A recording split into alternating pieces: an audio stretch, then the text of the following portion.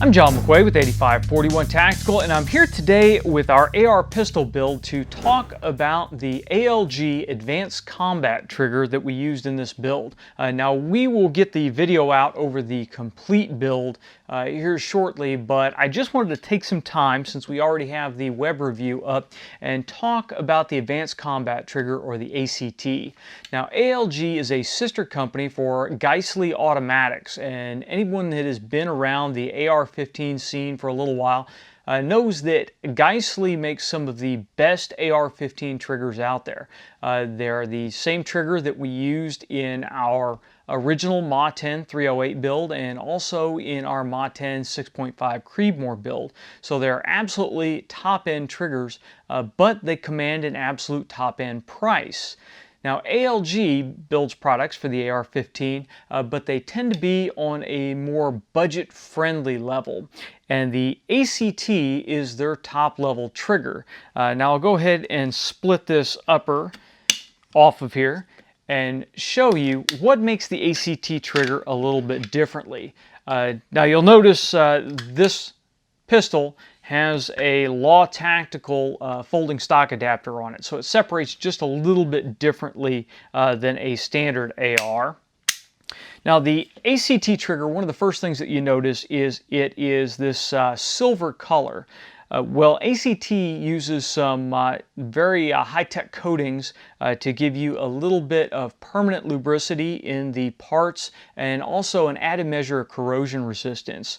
Now the trigger itself is a nickel boron coating, and you can paint the trigger if you want a subdued flat black finish, but I think the silver finish, if you're not in a combat environment, gives it just a little bit of extra look. So you're looking at the rifle, you can tell it's not a factory trigger that's in here.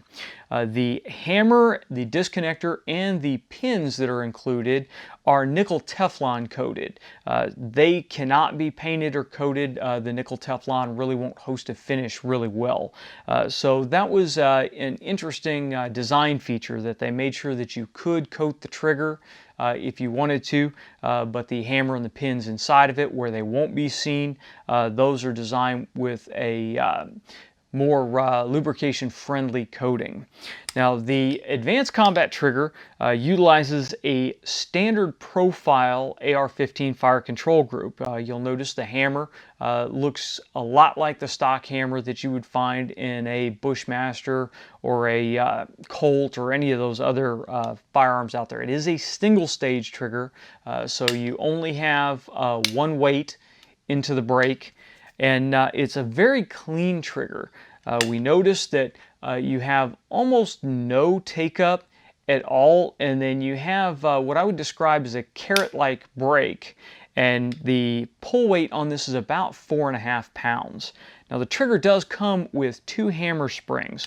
We have the purple hammer spring in here, which is giving us about the 4.5 pound trigger pull, and then there is a non-painted spring, a silver spring, that will give you a heavier trigger pull in the Mil-spec range, which is 5 pounds or so.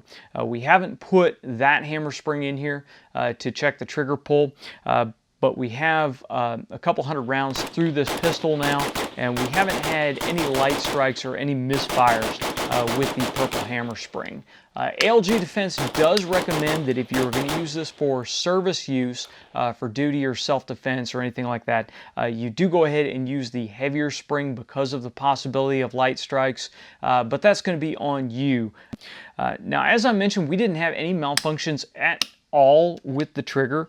It works just fine. We have a nice reset. The follow-through on the reset is fairly distinct. You heard that really heavy thunk. It's slightly gritty on the reset, but you're only going to notice that if you are in a precision rifle setting where you're really keeping that trigger pinned and then you're going through that really slow reset. In a fast scenario where we were dumping many rounds down, like a VTAC 1 through 5 drill, I really didn't notice any grit at all. The trigger broke exactly when I wanted it to break. It reset very fast. One of the nice things about this standard trigger group is you do have a really strong trigger reset. So that spring is really kicking that trigger back out there.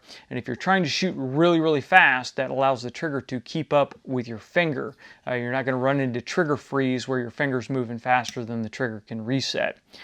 So that was really nice. And a side benefit, if you are going to use this for a law enforcement purpose, or agency type purposes, is that it is a standard hammer and trigger arrangement that any armorer is going to be familiar with.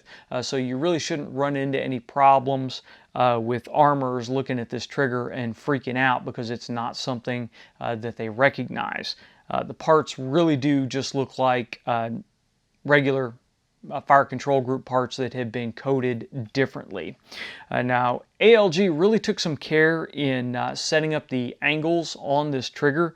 It dropped right in to the RSS Defense lower, which it'll also drop into Mega Arms lowers just fine. It should fit in any Mil-spec lower receiver just fine without any problems.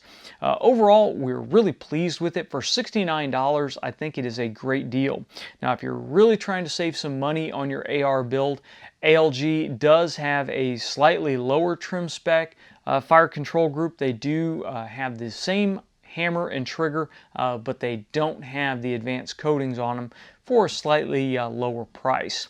If you guys want some more information on the ALG Defense ACT Advanced Combat Trigger, then go ahead and check the link below for the full write-up on our website. We'll also leave a link down below to ALG's website where you can learn more about the coatings and how the trigger works. Overall, it's a great trigger. If you have any questions or comments, go ahead and leave it in the comments section below or send them to us on Facebook or Twitter. If you like this video, please make sure you like, share, and subscribe. And until next time, get out and shoot.